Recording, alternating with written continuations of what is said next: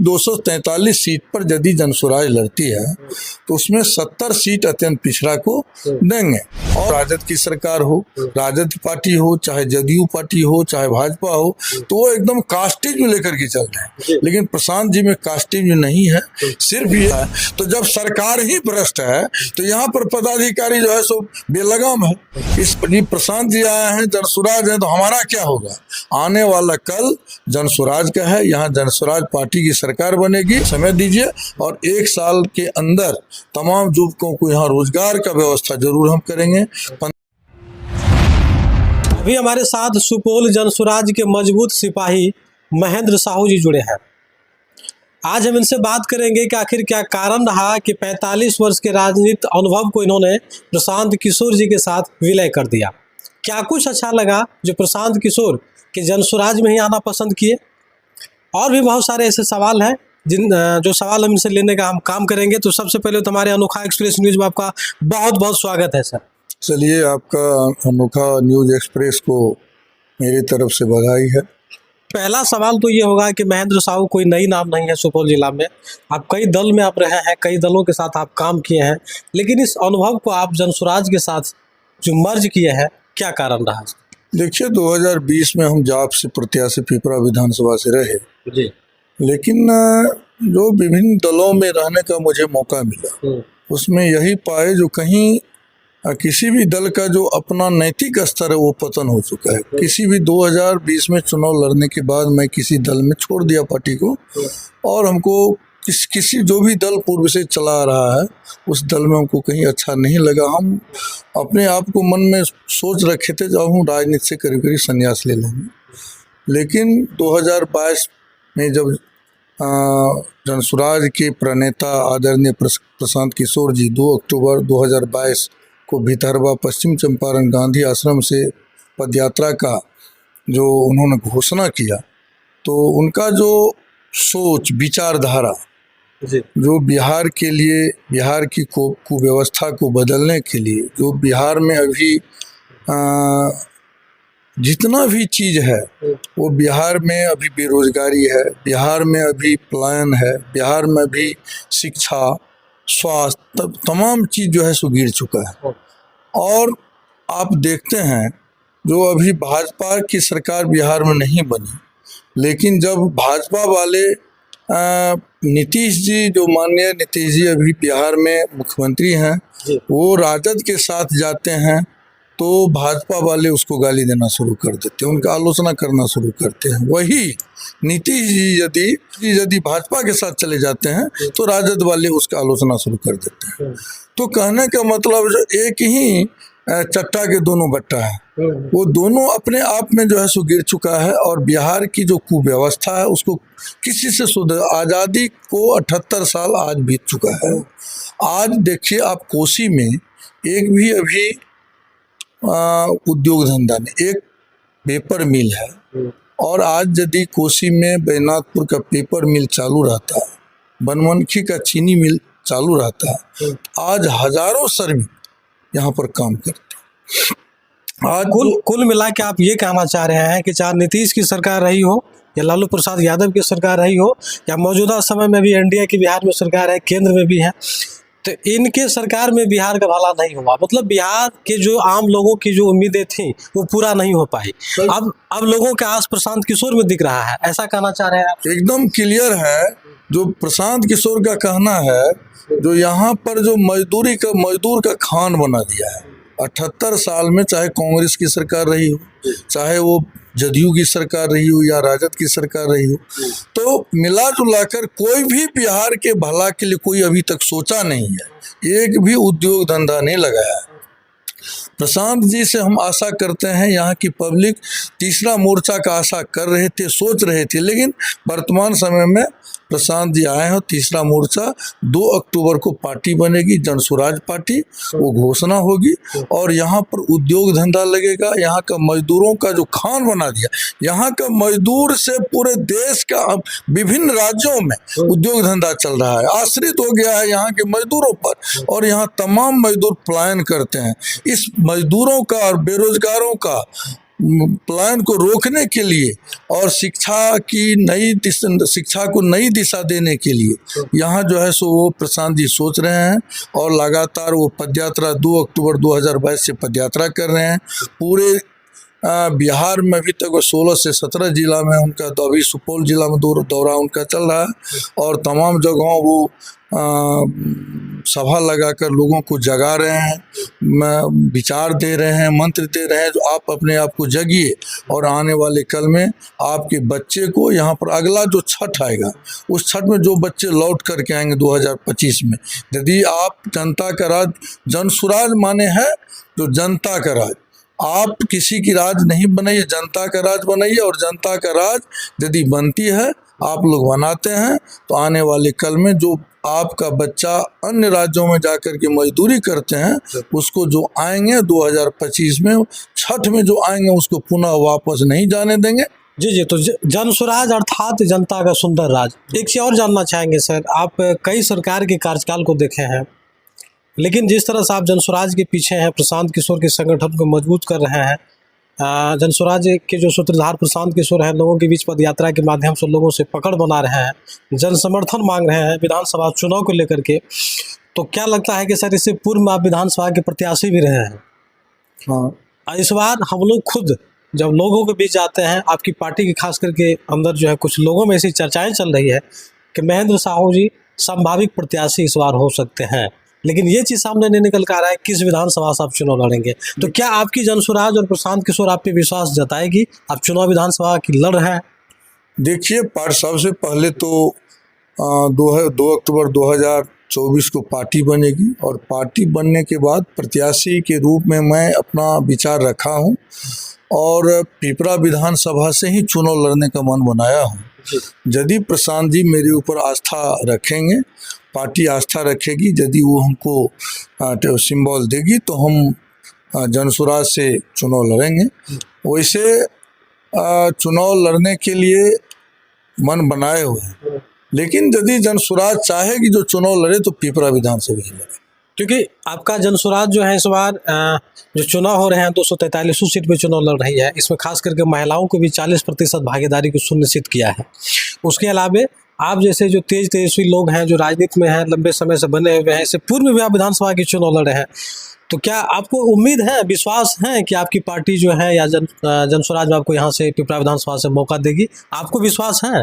देखिए, ये जो 40% में महिलाएं को नहीं देंगे, जनसुराज 40 सीट पर 40 लोकसभा बिहार में है, तो 40 सीट पर महिलाएं को लड़ेंगी।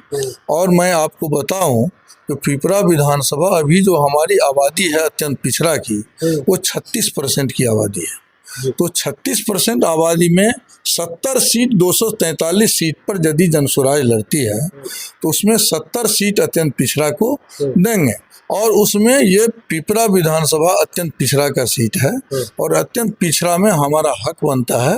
हमको आशा है जो जनसुराज यहाँ से टिकट देगी। अच्छा, इससे पूर्व में सर आप पिपरा से ही चुनाव लड़े थे, कौन ईस्वी में लड़े थे सर और किस?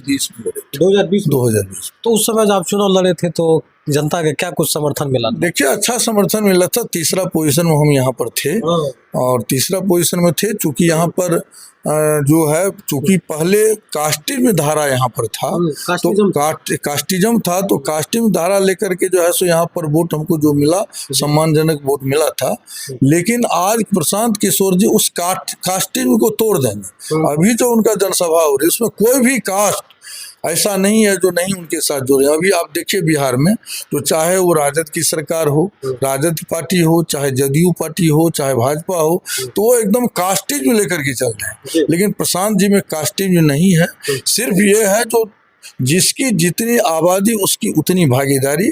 तो यहाँ पर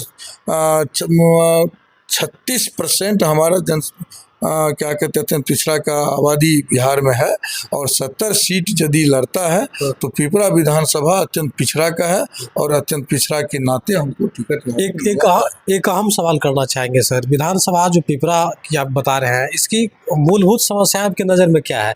पिपरा में क्या कुछ आपको लग रहा है जो कार्य बहुत पहले होने चाहिए, जो कार्य अभी तक नहीं हो पाया है? समस्याओं का किस तरह संभार है पिपरा विधानसभा में? देखिए, समस्या क्या कहेंगे, एक समस्या गिनाने की चीज थोड़े है। फिर भी जो मूलभूत समस्याएं हैं जो जनता मूलभूत समस्या, जो कोई भी घर ऐसा नहीं जिससे यहाँ मजदूर दूसरे राज्य में नहीं है। जी। मेन चीज है, कोई भी घर ऐसा नहीं है जो दूसरे राज्य में यहाँ से मजदूर बन करके नहीं, मजबूरी में मजदूरी करने के लिए गया है। यहाँ पर शिक्षा की क्या व्यवस्था है, तो आप देख लीजिए, यहाँ पर 9 बजे 10 बजे तक 9 बजे बच्चे पहुंचते हैं, 12 बजे में 1 बजे में वहाँ पिलवा वाला खिचड़ी मिलता है। खिचड़ी खा करके बच्चा, आप किसी भी स्कूल में, आप पत्रकार महोदय हैं, आप किसी भी स्कूल में जाइएगा तो बच्चे इधर से उधर, उधर से उधर, उधर से उधर, वह घूम रहा है, वह खेल रहा है, धूप रहा है, उस पर कोई भी नियंत्रण नहीं सरकार की। यहाँ पर जो आप देखिए, आज अभी सर्वे चल रहा है, सर्वे में 2 साल पहले भी सर्वे अपने यहाँ चला था। उस सर्वे में जो है सो मोटा बांध करके यहाँ पर सर्वे का अमीन, सर्वे का कानून गो, सारे लोग पैसा, फिर अभी सर्वे है। सर्वे में जो है सो मोटा मोटी कोई सही तरीके से सर्वे का काम नहीं चल रहा है। और अभी देख लीजिए, जो एक मोटेशन के लिए आप जाइए, कोई भी कार्यालय है जहाँ पर बिना घूस का, बिना भ्रष्टाचारी का जो है सो है। अब एक आप मोटेशन के लिए जो है सो अप्लाई कीजिए, वहाँ 3,000 से 5,000 रुपये यदि देते हैं तो आपका मोटेशन होगा। पहले जाइए, पहले पैसा दिखाइए, उसके बाद आपका कोई काम तो इस चीज़ पे लगाम क्यों नहीं लग रही है सर? लगाम लगाने के लिए देखिए, इस पर तो सरकार, जो साल में एक बार उसका प्रभारी मंत्री जी आएंगे सरकार का, और वहाँ जिला में बैठेंगे, जो भाई जांच करने के लिए आ रहे हैं, और तमाम विभाग से वहाँ जो है सो उगाही करके जाता है। तो जब सरकार ही भ्रष्ट है तो यहाँ पर पदाधिकारी जो है सो बेलगाम है, इसलिए लगाम कौन लगाएंगे? देखिए, किसी भी घर में घर का मुखिया यदि अपने ठीक है तो उस परिवार का स्थिति ठीक रहेगा। अच्छा सर, बिहार में जो है इतने कम समय में एक बड़ी उपलब्धि जनसुराज का देखा गया है। 1 करोड़ से अधिक सदस्य इनसे जुड़ गए हैं और दिन प्रतिदिन लोगों का एक जनसैलाब इनसे जुड़ता जा रहा है। इसका कितना फायदा देखने को मिलेगा? देखिए, आप पत्रकार महोदय 1 करोड़ नहीं देखिए, आने वो अभी जो है, आप विगत दिनों देखे, जो राजद के जो प्रदेश के अध्यक्ष हैं, वो अपने चिट्ठी लिखे तमाम कार्यकर्ता को, जो आप इसमें से यदि नहीं रोकते हैं तो आपके ऊपर कार्रवाई करेंगे। चाहे जदयू हो, चाहे भाजपा हो, चाहे राजद हो, तमाम पार्टियां को खलबली मचा हुआ है। जो प्रशांत जी आए हैं, जनसुराज है, तो हमारा क्या होगा? आने वाला कल जनसुराज का है, यहाँ जनसुराज पार्टी की सरकार बनेगी। और यहाँ पर कम से कम प्रशांत जी अपने वक्तव्य में खुलेआम कहते हैं, तो हम तो यहाँ नौकरी दें कि नहीं दें, लेकिन रोजगार जरूर 10 से 12, 15 हज़ार का रोजगार हम तमाम युवकों को, यहाँ तमाम बेरोजगारों को देंगे। और आने वाले 1 साल का हमें समय दीजिए, और 1 साल के अंदर तमाम युवकों को यहाँ रोजगार का व्यवस्था जरूर हम करेंगे।